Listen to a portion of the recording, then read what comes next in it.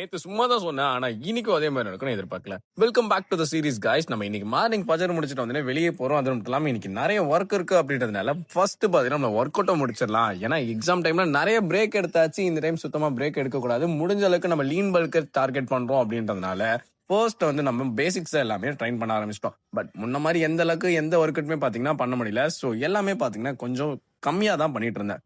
எல்லாமே ப்ராப்பரா முடிச்சுட்டு கிட்டத்தட்ட டைம் ஆனதுனால ஒர்க்குக்கு முன்னாடியே போன் அடிச்சுட்டாங்க. பட் சாப்பிடல தான். சரி இருந்தாலும் போயிட்டு கடையில இருக்க ஸ்டாக் எல்லாமே அவங்களுக்கு என்ன கவுண்ட் எல்லாம் கேட்டிருந்தாங்க. எல்லாத்தையுமே கிளியரா கொடுத்துட்டு நமக்கு சாப்பிடறதுக்கு டைம் ஆனதுனால பாத்தீங்கன்னா பக்கத்துல ஒரு ஹோட்டல் இருந்தது. நமக்கு தேவையானதுல பார்சல் வாங்கிட்டு வீட்டுக்கு வந்துட்டு பல்ல விலைக்கு குளிச்சுட்டு பக்காவா ரெடி ஆயிட்டு உட்காந்து வாங்கிட்டு வந்து எல்லாத்தையுமே சாப்பிட்டு முடிச்சு இன்னைக்கு அடுத்த ஒர்க் கிளம்பிட்டா. அடுத்த ஒர்க் வந்து டெலிவரி தான். சோ போயிட்டு ரிட்டர்ன் வரது எப்படியுமே நைட்டு 11 மணிக்கு மேல ஆயிரும் அப்படின்ட்டு நான் போய் அங்க பார்த்தா என்ன வர சொல்லிட்டு அவங்க வீட்டுல என்ன தூங்கிட்டு இருக்காங்களா.